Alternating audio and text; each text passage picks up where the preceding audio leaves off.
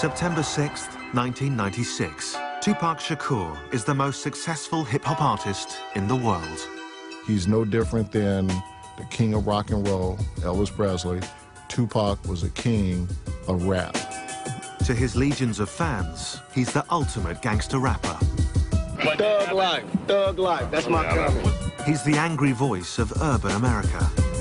Yes, I am gonna say that I'm a thug. That's because I came from the gutter. People in the hood call him Black Jesus. They was like he was sent here to save us. But to the authorities and to his rivals within the world of hip-hop, he's seen as a threat. You know, America eats its babies. No matter what y'all think about me, I'm still your child, you know? He said many times, I'm going to die. I'm going to go out in a blaze of glory. And soon, that prophecy will come true. This is the story of the final hours in the life of Tupac Shakur.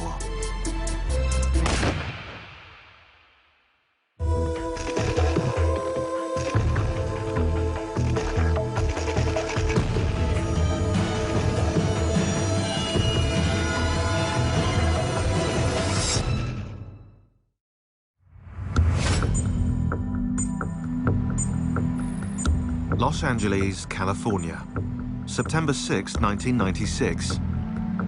It's 11:30 p.m.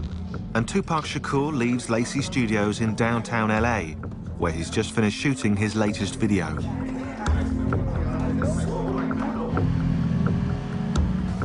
After scoring 6 top 10 singles in the last 6 years, Tupac is riding a wave of success that other artists can only envy.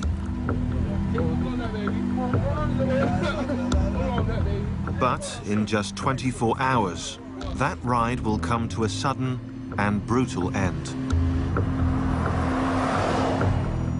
After driving to his mansion in the LA suburb of Calabasas, Tupac, exhausted from the video shoot, steals a few hours' sleep.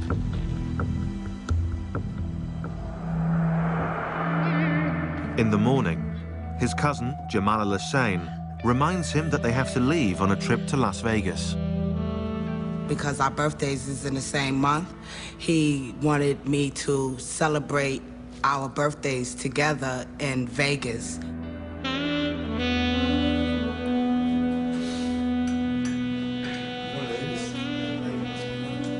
Tupac is going to Vegas to catch a boxing match and then play at a local club.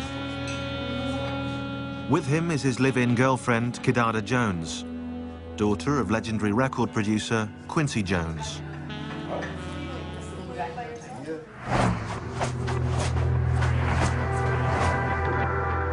Within hours, they hit the road.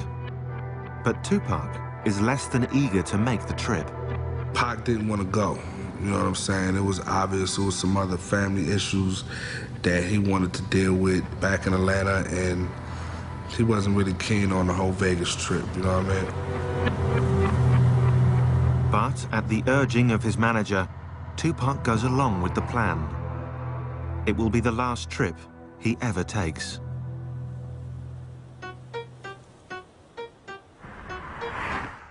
Five years earlier, back in 1991, the only plan for Tupac Shakur was making it to the top in the competitive world of hip-hop.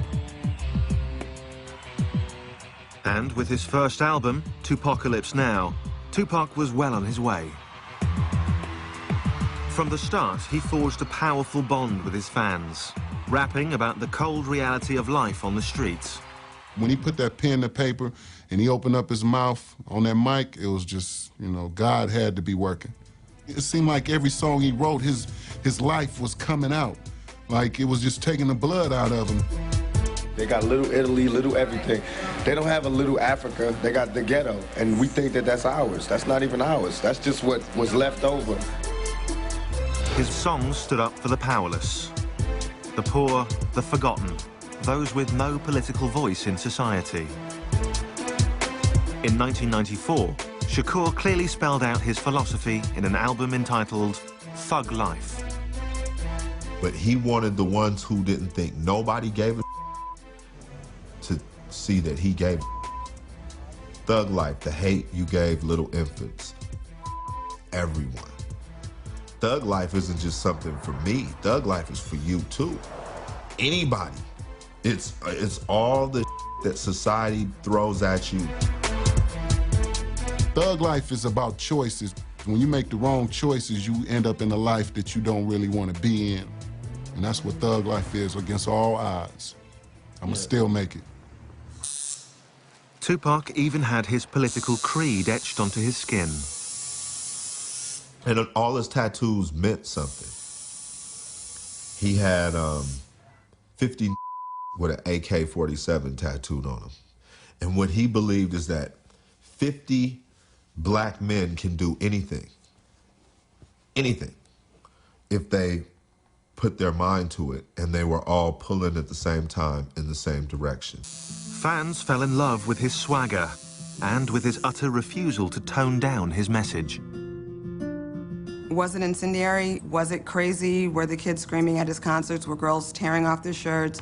Were guys, like, you know, saluting with the pistol salute in the air? Yes, they were doing all that. And, I mean, that's hip-hop, that's rock and roll. Tupac's appeal went way beyond the ghetto, pulling in white, middle-class suburban kids who enjoyed the danger he brought from the other side of the tracks.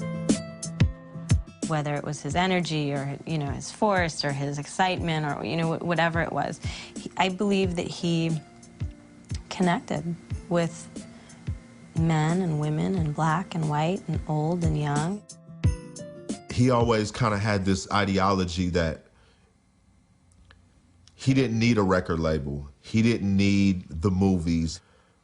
All he needed to do was stay real. Because if he stays real and he keeps telling the kids what is authentic to him, that they will always relate. He will never be begging for bread. If it was attention that Tupac was looking for, he more than got it. But not always for the right reasons. As he climbed the ladder, some in the hip-hop community looked on with envy. Tupac Shakur was starting to make enemies.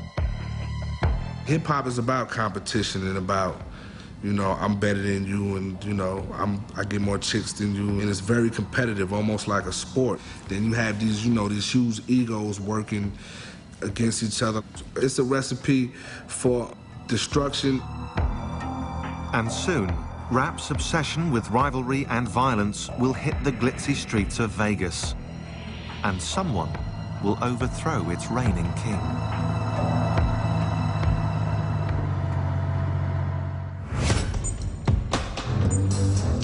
September 7th, 1996, 3 p.m. Tupac Shakur has arrived in Las Vegas, Nevada, where he's scheduled to watch a boxing match and perform at a local club. It's a performance he will never get a chance to give. In less than 9 hours, he'll be gunned down in cold blood. After leaving his girlfriend and cousin behind at the hotel, Tupac kills time before the boxing match by hitting the casino tables.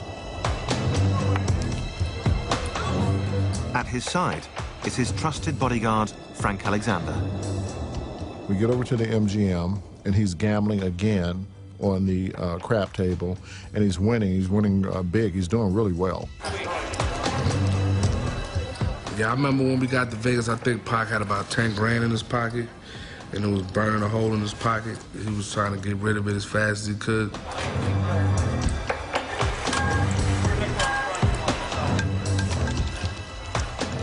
At the table, Tupac is joined by members of the Outlaw Immortals, his backup group. They were his singers and his friends that were on a lot of the songs that you know, he was doing at that time. As usual, everywhere Tupac goes, a crowd follows, especially women. Tupac and women. The women were a dime a dozen. They were there, the groupies, from the movie sets, from the video sets, from the studio, from Italy, wherever. In the casino, as in life, Tupac plays for high stakes. Riding high in the charts, he can afford to gamble.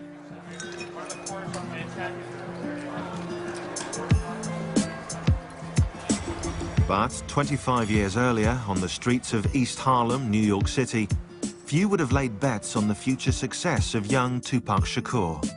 His mother, Afeni Shakur, a member of the radical Black Panther Party, was arrested and charged, along with 20 other members, for conspiring to blow up local buildings. I was captivated by the visualness of the Black Panther Party. I was captivated by the rationality of the Black Panther Party. And I was captivated by the sense of service of the Black Panther Party. For me, the Black Panther Party was a way to legitimately express my anger. Eventually acquitted of all charges and pregnant with Tupac, Afeni was released from jail after spending 15 months on and off behind bars. And on June 16th, 1971, she gave birth to Tupac Amaru Shakur, who she named after a South American Incan revolutionary, the name meaning Shining Serpent. So Shining Serpent is a brilliant spirit. I actually believed in 1971 that giving a child a name empowers him. But what did not help empower young Tupac was the absence of his father, also a Black Panther, who was rarely around. What he didn't have was that masculine figure in his life for a sustained period of time that would, you could go play ball with. Adding to that instability was crippling poverty, at times rendering Tupac and his mother homeless. But in 1986, despite those hardships, Afeni moved to Baltimore and managed to enroll her son in a unique public high school, the Baltimore School for the Arts. That was a really good experience for Tupac because the other students at the school were all artists.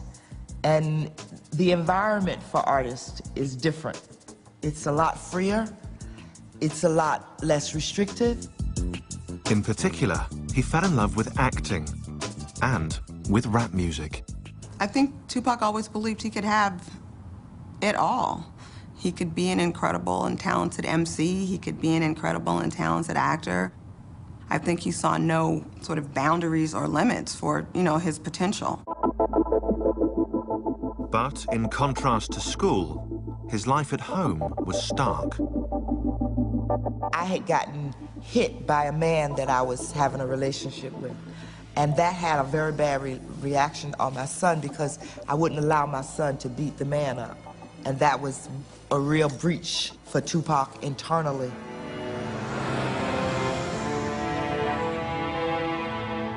In June of 1988, to protect her son from their troubled home life, Afeni sent Tupac to the other end of the country to live with a friend in Marin City, California. But the 16-year-old quickly discovered he had simply traded one nightmare for another. Marin City, one thing that they're known for is a fist fight. Tupac was a little bitty guy. Even him, fully bulked up, is still a little bitty guy, which makes it even more incredible the kind of the guts that this dude has, because he fears no man, woman, child, animal, none of that, because they can only kill you one time. Soon, Afeni joined her son in California. But any hope of a happy family reunion was made impossible by her own personal struggles. My children and I have a bond that is based on the truth and trust. And the bond was broken with a lie. The lie being, I was using drugs, but I can handle it. That's a lie. That lie cost me dearly.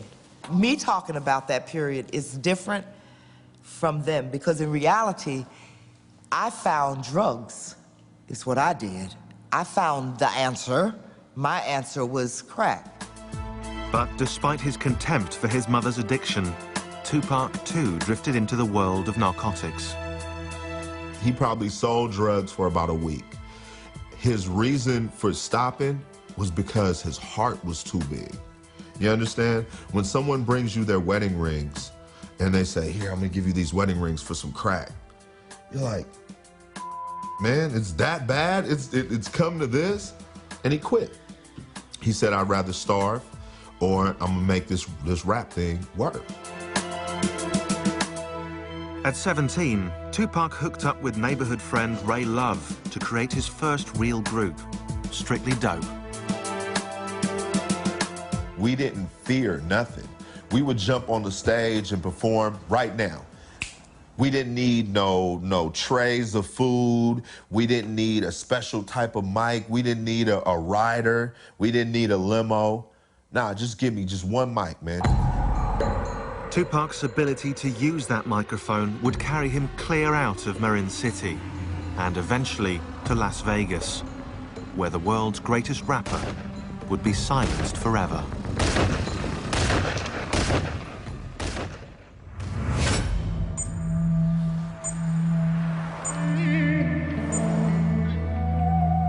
September 7th, 1996, 6:15 p.m.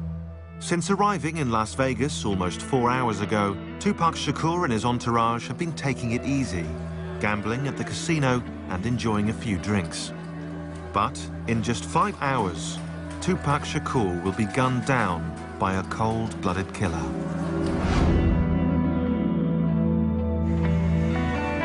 On the invitation of his manager and CEO of his record company, Suge Knight, Tupac heads out to see a much-anticipated heavyweight title match between Bruce Seldon and Tupac's close friend, Mike Tyson.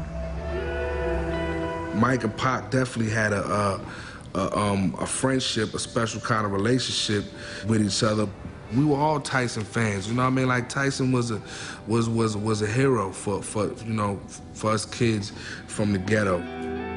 Since their arrival, Tupac has insisted that his girlfriend Kidada and his cousin Jamala stay back at the hotel. This party is just for the boys. And I can remember us saying to each other, like, wow, why would they bring us out here and we can't even go to the fight, we can't go to the parties. He don't even want us downstairs. And he kept saying, please, he begged us, please don't go downstairs, please y'all stay up here. With his girlfriend and cousin safe and sound in their hotel room, Tupac and his bodyguard Frank Alexander head out to the MGM Grand, where the Tyson fight is about to get underway. But for Tupac, getting inside isn't so easy. There were a ton of people. There were a ton of people in line waiting to get into the fight. As we're walking by, you know, hey, that's Tupac. You know, you hear the whispering, oh, that's Pac. You get the groupies and you get the fans, you know, screaming Tupac. As they move through the crowd, adoring fans, however, are not the bodyguard's only concern. The famous rapper also has his share of enemies. His recent song, Hit 'Em Up, a scathing attack on fellow rapper Biggie Smalls, has stirred up anger within the hip-hop community. For Frank Alexander, it's a real concern. And I told Pac, I go, Pac, man, what's up with that song? He was like, oh man, you heard that, man? He goes, that was off the hook, huh? He goes, they playing it everywhere. He goes, man, it's all in the clubs, man, it's gonna be bad, it's gonna hot, blah, blah, blah. And I was like, Pac, dude, you're gonna need more security. I go, I'm not gonna be able to just handle you by yourself. Alexander calls on MGM guards for additional backup. For Tupac, the man who's built a career on confrontation, the constant threat of violence is just par for the course.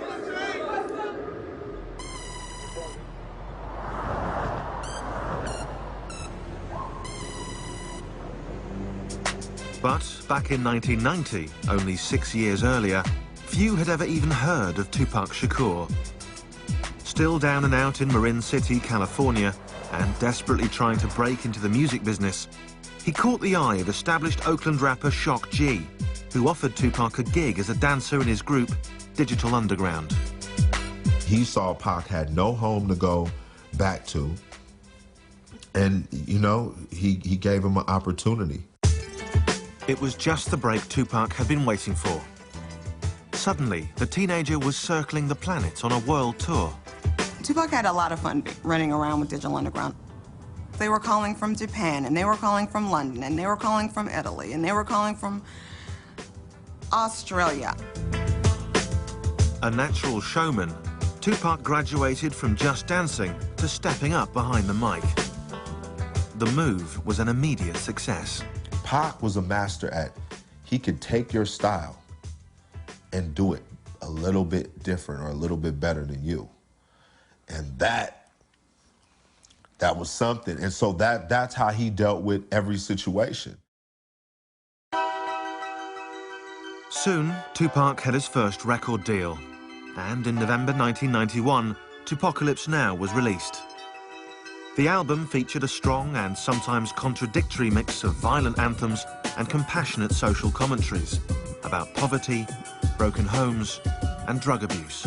If you look at his music, he had songs that were so negative about women and talked about them like they were just nothing. And then he had a whole series of other songs where he was putting all women, mothers and black women and all women on such a pedestal. He was a complicated guy. In his writing, Tupac drew from his various experiences, raised in a politically charged Black Panther home, exposed to the fine arts, and schooled on the streets. He was a poet, you know what I mean, first. I think Pac was just so in tune with himself that he can do whatever kind of song and not feel like if people hear it, they're gonna think I'm weak. He's a fan of himself as well. He would go, listen to what I said. Oh my God, the boy is nice. And this is how he would say it. He'd be like, oh my God, the boy is nice. Yo, Jamala, listen to this. This is how I kick it. And he would recite a little verse out that song, and he'll go, ooh, I'm so nice, I'm so nice, I'm killing them, I'm killing them. I'll be like, Pac, he is crazy. Since he was a kid, Tupac had also fantasized about becoming an actor. And in 1991, he made his second dream come true. He starred in the critically acclaimed film, Juice. Juice came out. When I went to go see it, the girls were screaming. That was fly. That was some to see. From the moment Juice came out, everybody was talking about Pac. It was just obvious that, you know, he was on the verge of something really major. That role helped him more than the music did. He would come downstairs and he would like spread his legs apart and his arms, shake his jewelry off and everything, pull his collar up and say, I'm a legend in my own time. And I would say, dag, Pac, man, in another 10 years, you're gonna be the most powerful man in America. He was like, yeah, watch and see, I am. Things were looking good for Tupac. The following year, his mother, Afeni Shakur, now clean and sober, re-entered his life. Once again, they were a family. I discovered that when a child says to you, you're my mother, when they give you authority over their lives as their parent, that they can withdraw that authority. And my children withdrew it. I didn't take it back. They gave it back to me. But with the good came the bad. In 1992, Tupac was arrested for allegedly attacking a limo driver. In 1993, he was charged with assaulting another rapper with a baseball bat. In another incident, he was charged with attacking film director Alan Hughes with a weapon. In Atlanta, Georgia, he was arrested, although later released, for the alleged shooting of 2 off-duty policemen. It seemed that Tupac Amaru Shakur was taking his gangster image rather too literally. Well, Pac, you got to realize of, you know, where he come from and his family's history with the police. And they hated Pac. They hated Tupac. I don't know if it was that his heart was a Black Panther heart. I don't know if that was it, but Tupac just had no patience for law enforcement, and I don't know that he had respect for law enforcement. And so I think, why were the authorities mad? Because Tupac was thumbing his nose at them and worse. Mr. Shakur, can we get a comment from you at all? Hell no. Thug life. Thug life. Thug life. That's my comment. What's that mean? I don't understand. This is yours. Pac always felt like he would be a statistic. But he said, if I'm gonna be a statistic and America's gonna thoroughly me over, I'm gonna be the ultimate statistic that I can be. In the battle between Tupac the artist and Tupac the streetwise thug, it appeared that the dark side was winning.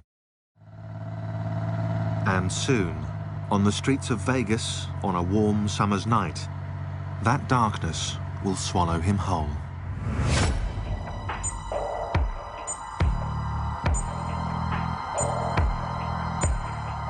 September 7th, 1996, 8:35 p.m. Tupac Shakur has just finished watching a boxing match at the MGM Grand, where his close friend Mike Tyson pulverized his opponent Bruce Seldon in less than 2 minutes. Backstage, Tupac is accompanied by Suge Knight, his manager and the owner of his record company, Death Row. With them is Tupac's security guard, Frank Alexander, and various Death Row Records associates. It's clear to everyone that Tupac Shakur is still revved up from the fight.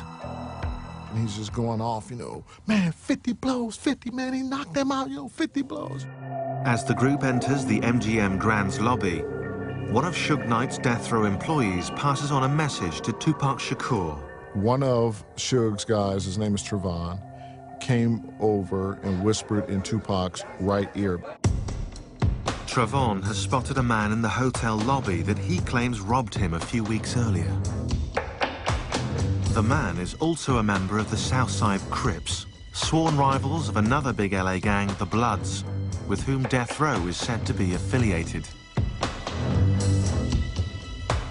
Tupac Shakur, the king of gangster rap, decides to teach the man a lesson. And Pac just ran up on him and...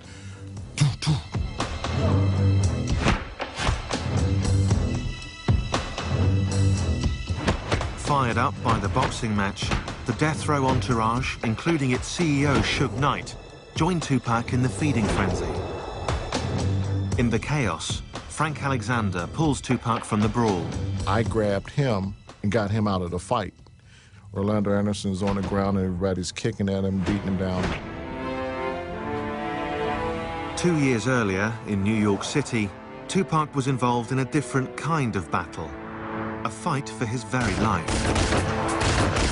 On November 30th, 1994, in the lobby of a Times Square recording studio, he was robbed of $40,000 worth of jewelry and shot 5 times at close range by a group of unidentified black men.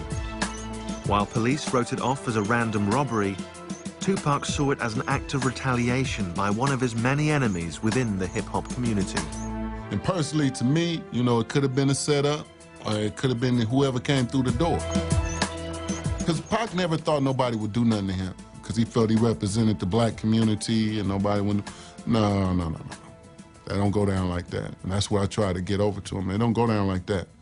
I don't care who you is. They'll take you down. Tupac had become a moving target. His aggressive music had angered both police and community leaders. His verbal attacks on other rappers had created friction within the world of hip-hop. As a rich and powerful black man, everybody was lining up to take a shot at Tupac Shakur. But he was just a cat that just refused to back down. That was just him. He just refused to back down. I loved it about him, but I also knew that can be a downfall too. And that's what I was really trying to give to him, that can't just run up on anybody, man. They'll kill you out here. For real. Tupac knew where he lived. He knew what the system was. He knew what he agreed with and what he didn't agree with. But he also knew that if he didn't make an effort to make capital in a capitalist society, he wasn't going to be able to do anything that he wanted, you understand? Tupac's image as a thug was catching up with him. The shooting had left him with 5 bullet wounds, the most serious of which was a severed artery in his thigh. Tupac was paying the price for not only writing about our violent culture, but also for being a part of it. This is all about my image. Has nothing to do with me. This is all about my image. It's like MTV, all the papers, they building me up. Now they destroying me on the same image that they perpetuated. You know what I'm saying? I'm selling records. This is what I do for a living. I'm selling records. Don't get it twisted. This is not my real life. This is not how my real life is supposed to be. I'm not supposed to be really having all these villains in my life. You can't blame a rapper for murders unless you're gonna blame Arnold Schwarzenegger for all the people he killed in Terminator. You know what I'm saying? How you gonna blame a rapper when we only speak it, and then you got actors who show it, but you don't blame them? Less than 5 hours after his operation, and against doctors' advice, Tupac Shakur checked himself out of the hospital. He had other problems to deal with. The rapper was due in court to face rape charges brought by a 19-year-old woman. Charges he angrily denied. Why am I in court? You know what I'm saying? Get my life ripped apart. But I'm here, I'm gonna go through it just to show that I have faith in the American system. But soon I'm gonna go crazy. Acquitted of sodomy and weapons charges, Tupac was instead convicted of forcibly touching the woman's buttocks, a felony sex abuse charge. He was given the maximum sentence, up to 4.5 years behind bars. To his legions of fans, it seemed that the law was making an example of Tupac Shakur. Pac was the one that had the biggest mouth and would say it the loudest and say it to anybody, you know what I'm saying? There was times where he said it even to his mother. I'm loud, I didn't shut up. But I didn't think they was gonna take it this serious. Me keep talking out, I didn't think it was gonna be a matter of life and death. What did you do? What happened? Can you tell us? While at the Clinton Correctional Facility in upstate New York, Tupac seemed to undergo a startling transformation. The king of gangster rap publicly denounced thug life. Well, you got to realize when Pac was in jail, you know, jail will make you start thinking. And you're gonna do anything you can to get out of jail, you know? So, to me, when he denounced thug life, it was like, you know, I'm only playing. Let me get up out of here. But getting out of there wasn't so simple. Obviously, Pac was in a dire position, being incarcerated and, you know, his money being dwindled down because of all the cases and, you know what I mean, fighting these bogus lawsuits and all of that. In exchange for signing with Death Row and taking him on as his manager, Suge Knight promised to get Tupac out on bail. And soon enough, the all-powerful godfather of hip-hop made it happen. I never saw the contract. I just remember the phone call. You know what I'm saying? Calling us saying, you know, I'm on Death Row now. You know, I just signed with Death Row. They tried to control Tupac. Even when they sent him to Death Row, they thought Suge was gonna be able to control him. But you know, that was just like putting a flame with some dynamite. That's gonna blow.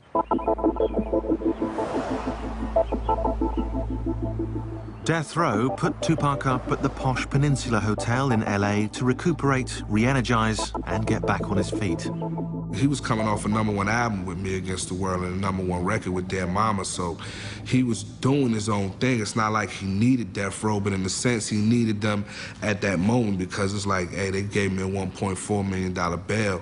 You know what I'm saying? I need to get out of jail. The master agitator was free and eager to get back to what he knew best, holding up a mirror to society's ills.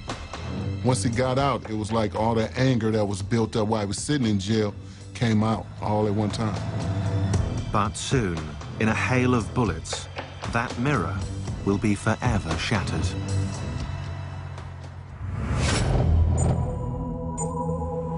September 7th, 1996. 9 p.m., Las Vegas, Nevada. After beating up an alleged Crips gang member in the lobby of the MGM Grand Hotel, Tupac and his entourage make their way back to their rooms to change before heading to Club 662, where Tupac is scheduled to play. In less than 3 hours, Tupac Shakur will be left for dead. I remember Tupac coming back to the hotel, and he was really excited. So he came upstairs and he was like, Jamala, you wouldn't believe it. I did a 1-2 on a dude. I knocked him out. I did a Mike Tyson on him. He didn't really get into details about who he was fighting or what the fight was about, but he was really happy that he got a chance to test his ring out on somebody's face. While getting dressed, Tupac decides not to wear his bulletproof vest, a garment not out of place on a man with so many enemies. I remember Castro saying to Pac, you know, you should put your vest on. I think you should wear your vest tonight. You know, Pac saying, nah, it's too hot. I don't want to wear my vest tonight. It's too hot for that. Normally, he wouldn't leave without it, but this time he left it. He didn't have it with him.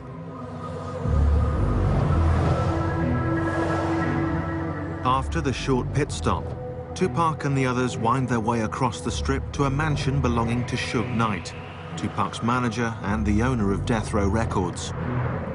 Suge and Tupac disappear briefly while the others wait impatiently. I don't really know what Pac and Suge was doing at the time. You know what I mean? I just know we was waiting and I was ready to go. Almost everything in Suge Knight's mansion is red, the official color of the Mob Piru, an offshoot of the LA gang, the Bloods. He wore a lot of red. You know, it was his choice of color. He was from Compton. His hood, his set were of, you know, Bloods. So by him wearing red, if that's what he was representing, then that was on him. Some felt that by associating with a record label connected to the Bloods, Tupac was making himself yet more enemies. This time with the Bloods' arch rivals, the Southside Crips. But his bodyguard, Frank Alexander, saw it differently. Tupac was not gang-related. If you want to represent a color with Tupac, it would have been green, and that's the color of money. After about half an hour, with Tupac and the others ready to leave for Club 662, Tupac makes an unusual request to his bodyguard. I was walking to the car with Suge and with Tupac, and I was actually opening up the back door to get in the back seat. And Pac stopped and said, no, take the keys and go drive the Lexus with the Outlaws in it, because we're going to be drinking and you're going to be the designated driver to drive us back after we've finished partying over at 662. Tupac's last-minute arrangement comes at the urging of Suge Knight, who wants to talk privately with his star rapper. The procession snakes its way back to the Vegas Strip for the concert at Club 662, a concert he will never get to play. Less than a year earlier, Tupac had seemed invincible. He'd survived a point-blank shooting in New York, he'd survived jail time in a maximum security prison, and he'd emerged more popular than ever. His first album with Death Row, All Eyes on Me, took him to the top. Within 3 weeks, the album went platinum. Yet, despite this success, Tupac decided that when the time came, he would not renew his contract with Death Row Records. Tupac was ready to leave the record label, and there was a reason for it. So, you know, that reason only his mom and the immediate people within his camp would know what that reason was. Privately, Tupac believed that Death Row was not giving him a fair cut of the money he was bringing in.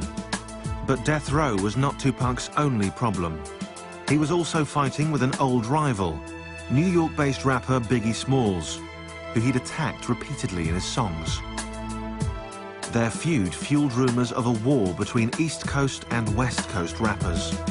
Well, the East Coast-West Coast beef was like a mirage. It wasn't true, you know, because all Pac is from the East Coast, all the Outlaws from the East Coast, you know? It was just a beef that he had with Biggie. Tupac had spent the last 6 years fighting with the cops, the courts, other rappers, and now violent gangs. It was getting increasingly hard to tell his friends from his enemies. Tupac had a lot more enemies than just, you know, Joe Blow rapper across the country. He comes from a family of people that don't just talk, they act. And they're educated. Pac's big mistake was speaking truth to power. And that's one thing when you're talking about a faceless government or the president. It's a whole nother thing when you're talking about people within the industry that you work or people within the streets. He didn't just speak truth to power when it came to the cops. He said about the dope dealers. He spoke truth to power all the time. When you have that level of honesty, they don't want you here. No one does. And now, as Tupac rides to Club 662 with Suge Knight, he has no idea that one of those enemies is about to strike back.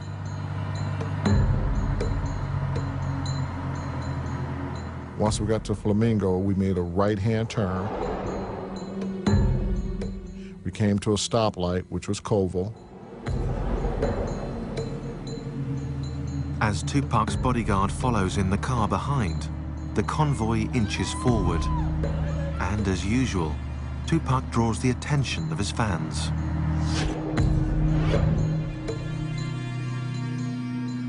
Then, suddenly, out of nowhere, a white Cadillac. As they got closer to the BMW, the arm came out and the gun just started firing.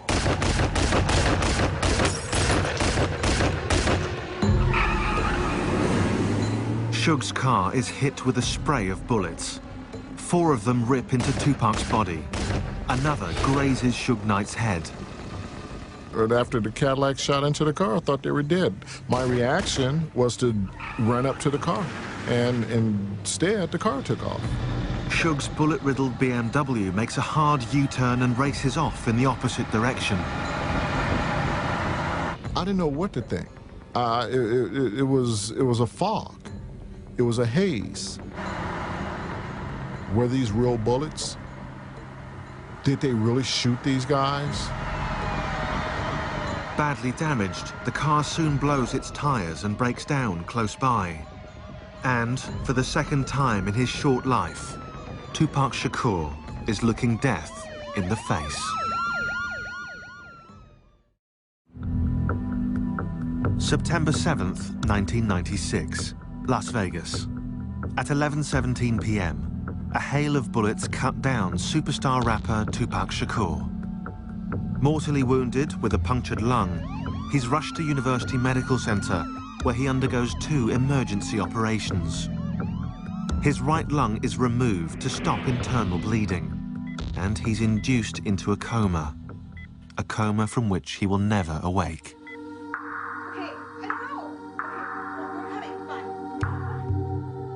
He was cussing and crying and mad.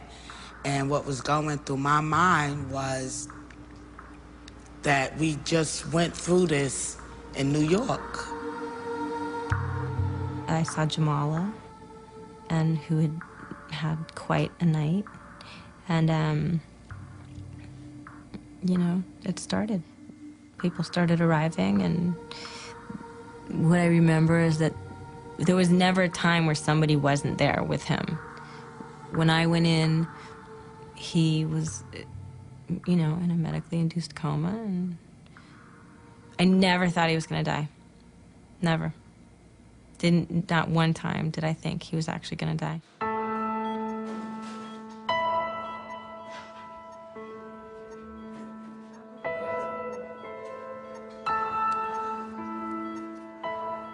When I first seen Tupac on the hospital bed, and he had all these tubes connected to him, and I knew then that he was gonna have to fight for his life. For 6 days, Tupac remains in a coma. Throughout, his family gathers in an around-the-clock vigil, refusing to accept the inevitable. We all had this thing, and I guess he did too, is to where, like, Pac is indestructible. So when he got shot the second time in Las Vegas, we were like, man, it's Pac, dude. But on September 13th, 1996, at only 25 years old, Tupac Shakur's short but violent life comes to an abrupt end. His death leaves many feeling lost. When he dies in the street, whoa, man, what is going on in America, man? What is going on in America where you make it and you still don't make it out? Meanwhile, the criminal investigation into Tupac's murder is stonewalled when witnesses refuse to cooperate. Theories on who pulled the trigger are rife. Some suggest a revenge attack by the Crips for the beating in the MGM lobby. Some point the finger at longtime Tupac rival Biggie Smalls, who will also be shot to death 7 months later. Others still speak of a setup by Suge Knight, who knew Tupac was planning to leave Death Row Records. Whatever the truth, on the streets of LA, retaliation for Tupac's death comes fast and furious. Over a 10-day period, 12 shootings erupt between rival gangs. 3 are killed, 22 are arrested. In death, Tupac becomes even more popular. He goes on to sell over 75 million albums worldwide and enters the Guinness Book of World Records as the highest-selling rap artist of all time. They lost a great man. They lost an activist, a poet, a rapper, a brother, a friend. He was one of the great ones. Yeah, he was. He's not a perfect person. He's not a perfect rap star. He's not a perfect pop star. I think people liked him all the more for that. That sense of humor, man. Dude was funny. It's not all, you know, not all what you see, you know, the toughness and the bravado and all of that. We did more laughing than we did any of that tough gangster. His mother, Afeni, takes the family reins. In 1997, the Tupac Shakur Foundation is created to provide training and support for creative students. That same year, the University of California, Berkeley, offers a course entitled The Poetry and History of Tupac Shakur. I speak to him all the time because it matters to me what he thinks about what we're doing. It matters to me. So I believe that he hears me. To this day, Tupac Shakur's killer has never been found.